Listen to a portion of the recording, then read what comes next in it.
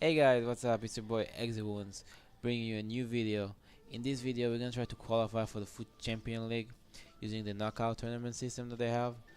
And yeah, I mean, this is our squad, the Serie A squad. And let's go, let's just try it. One thing I want to talk about is that I know how you guys saw that I'm using the 4-3-2-1 formation. Actually, while I'm playing, I'm changing that formation to 4-1-2-1-2 with two center mids. Because I just feel like you really need a CDM in this game when you play. I feel like even though you have a center mid with a medium high work rate, he still push up very much and there is nobody left in the back. And what happens is just that you get counter. And this game we have a lot of really pacey player. I think everybody play with pacey player. Nobody plays a slow team, a build up. Everybody playing fast. And when they play like that, you can't just leave yourself exposed in the back like that. Even if you have a defensive line with 90 pace, it's too much for them to handle. So I feel like that center mid, the defensive center mid over there, just an amazing position to have, and you just have to have it in every team. I also feel that it's the best formation in the game probably. Um, Mainly because you can just build up so many plays out of it. You're crowding the middle with a bunch of really technical players, and you just pass and pass and pass, and you slowly build it up to the point where it's really hard to stop you because you always have options to pass to. Other than that, I feel like it's really good with the Serie A squad, mainly because the midfield of the Serie A is amazing. The the center midfield of like all the CMs that they have is just crazy good. You have players like Marquisio, and Garland, and Hamsik, and Allen, and Bonaventura, and just a bunch of really good players. Players with high passing, high defense, high pace. Everything just there for you. All you need to do is just you put the right chemistry on them, and they're just amazing. It's a little bit hard to have a good attacking lineup with them. That's why I use Icardi and Nani. Nani is just a player that when I saw him on FIFA, I was like, this guy's amazing. He's lacking pace. I think he has like 79 pace or 81 pace. But if you put Hunter on him, he basically have 90 pace. And all of his stats are amazing. For an 82 rated player, he's just amazing. And I call him the cheap Ronaldo in my part because he's 5-star skill moves, 5-star weak foot, and he score goals like crazy. And then you have Icardi. The inform version that I'm using is just amazing. I think he's probably the best striker I play with already. I had the mobile before him. I did want to buy the Informing mobile, but when I saw the Icardi card, I couldn't. I saw the stats, I saw the finishing, I saw the heading accuracy, and I just said it was amazing. And I like him mobile, and I think he's a great player in this game, and I highly recommend him for your budget team. But if you can spare those few Ks to buy him, Icardi is the man.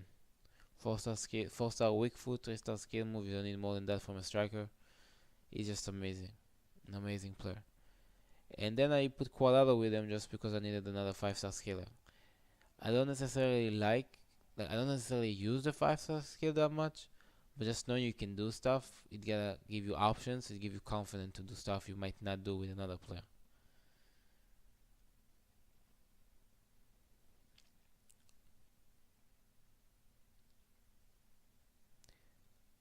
Next up, we had a pretty easy game, I'll say. I mean, he had a good team, a Premier League team, amazing players that he had, but I just felt like he doesn't really know how to play with them, and the formation that he used just have too many holes in it. And here you're gonna see he's gonna go ahead and score first on the 12th minute, but he did a thing that I will not forgive. And what he did, he just watched the replay. He just watched the replay. And not only that, he also left the cutscene after when they focus on the player, and that just annoy me. When people do that to me, I get, I wouldn't say I get mad or upset, but it's like, why would you do that? Like, it's just, it's like unspoken that you don't do that. So what I said was, I'm gonna score a lot of goals, and I'm not gonna skip it. I'm just gonna watch every single moment of it until he gets so mad that he's gonna rage quit. And right here, I scored the first goal, and that was like I think 2 minutes after he scored, and I was already going ham on him. I just kept attacking and attacking and attacking, and he didn't start coming. So right after I scored, I go again. I go with Quadrado, a little bit of spin move, a little bit of skill move, nothing too crazy. Present the hamshake, we're just gonna blow it. That was an amazing play by Quadrado, and hamshake usually finish those stuff. I don't know what happened over there. He didn't have his few attempts, but overall I think we pretty much killed this guy in this game. Here I got a bit lucky because he got offside, and once he got this offside, I said, okay, you know what? Stop messing around with the skill move. Just get a goal right here because this is dangerous. So I lost the ball, and then I just took it right back, and I just went on the counter attack and just passing the ball, passing the ball, and yeah, that's the key to this game: passing the ball. That's what I figured out: passing the ball. I see a lot of people trying to just pass it to Neymar, pass it to Messi, pass it to Ronaldo, just dribble away, and you can do that. That's what makes those players special. But if you pass the ball around, this is the best way because no player is faster than the ball. And that's what I found out. And here I go with Nani, a little bit of show off with the skill moves, and this is where I feel Icardi is really good in the air. Even though he's not the one heading that, most of the time when I cross it, Icardi just gets it. Even if he doesn't score, he gets it. Like he gets to it, he's always there, and he just gives you a really good option. He beats most of the player in the head. For example, here, this is where I cross it near post, and Icardi just gets it and he scored it. This guy is just amazing. He's just amazing in the air. He's an amazing finisher. I think probably I don't want to trade. I want to use him over almost every player in this game. He's just amazing, and he's pretty cheap for this card. In form, I think it cost me around 60k. Which is absolutely nothing. To get this is absolutely nothing, and this is where he's gonna rage quit and give us our second W and on to the third game. So another thing I want to talk about was Neymar. So I recently heard that he is requesting to leave Paris, and I think this is just insane. I think the fact that they paid so much money on him, she was overpaid as hell. I say he was really overpaid. But they paid I don't know like 200 million on him, something like that.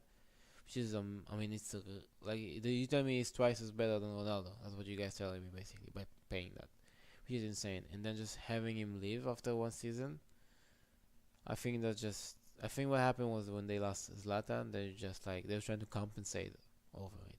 It's like when the Miami Heat lost LeBron James and then they brought Luol Deng, which is a great player, but obviously he got overpaid because they just want to bring some sort of a star caliber player that can lead, but he's not the same as LeBron. So it's pretty much the same. This is what they did with Neymar. They just overpaid for him to get a star on their team that can actually do something and bring attraction to the team. And I think that was a mistake because he's a kid. This guy is a kid. He's an unprofessional player.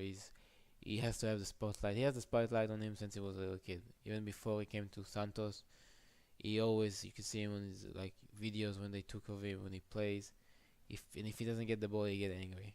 And I think that's part of the reason he left Barcelona was because he wanted to have his own team. He couldn't deal with the fact that he's not the one taking responsibility.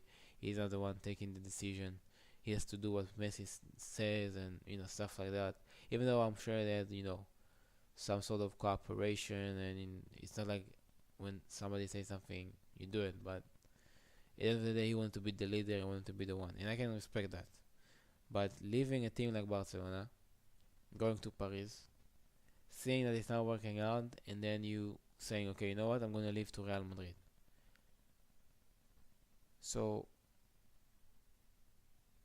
basically you're putting yourself back in the same situation that you were before, only with the rival team, which I don't see why would you do something like that besides looking for the headline, which is what he's doing right now. He's just trying to find the headlines. He's trying to get there. He's trying to become the main event of the soccer world.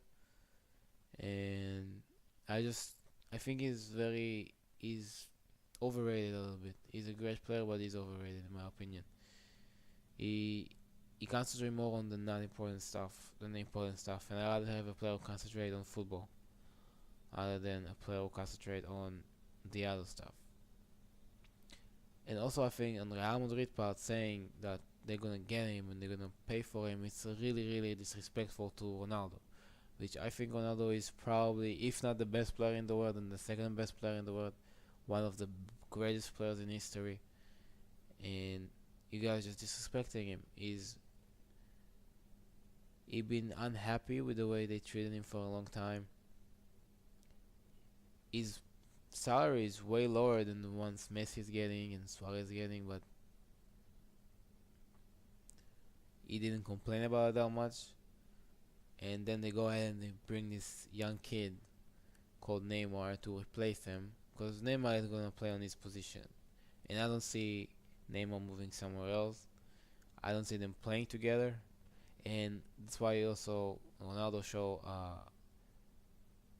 willingness to leave. He wants to leave Real Madrid. He doesn't want to stay there anymore. He feels that he's unwelcome over there, and I agree with him. I agree 100% with him. I think what Real Madrid is doing to those players is just disgusting to me. The way that they treat them, they buy them with those high crazy prices when they're good, and then just they make them bad. Like they did the same thing with Snyder, with Kaká, with Robben. This with a lot of really really good players, and it's a team that just they eat players. And whoever goes, James Rodriguez is another player, was amazing. He brought excellent years. He came to Real Madrid and he just disappeared. The guy disappeared, and now he's in Bayern, and he's blossoming again. He's just a really great player,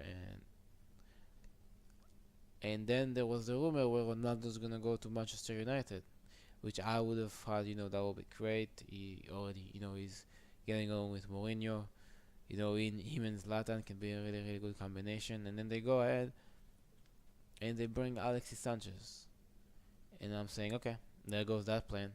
Because if they're setting up Alexis Sanchez, there is no way Ronaldo's going to go there as well. So, what I'm worried about right now is where Ronaldo is going to play.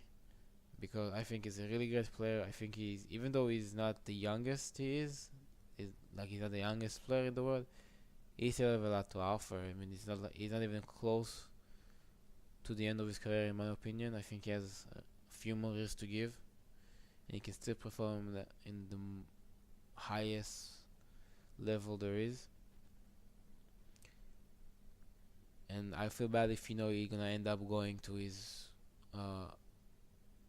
hometown in Portugal and just playing there, not in the highest level that there is, and pushing himself to do even greater stuff, because he's definitely one of the greatest players we ever had in history. So what we're seeing now is the final minutes of the final game in the cup, and this was just a crazy game. This was a game where there were goals everywhere. I think you see now it's 3-0, and it was like I'm scoring a goal and he's scoring a goal, and then I'm scoring a goal, and then he takes the lead and I come back, and it was an amazing game to play. I just feel like my defense could have been better, because a lot of these goals, I was lousy at defense. I was not hustling like I should. I was like sleeping on defense, and that cost me the game basically. He scored that last goal, and it just cost me the game. Well, that's it, guys. I hope you guys enjoyed this video. Please make sure to leave a comment of what you guys like me to do next. Any advice for improvement. And yes, I'll make sure to go over it. Please subscribe, like, and peace.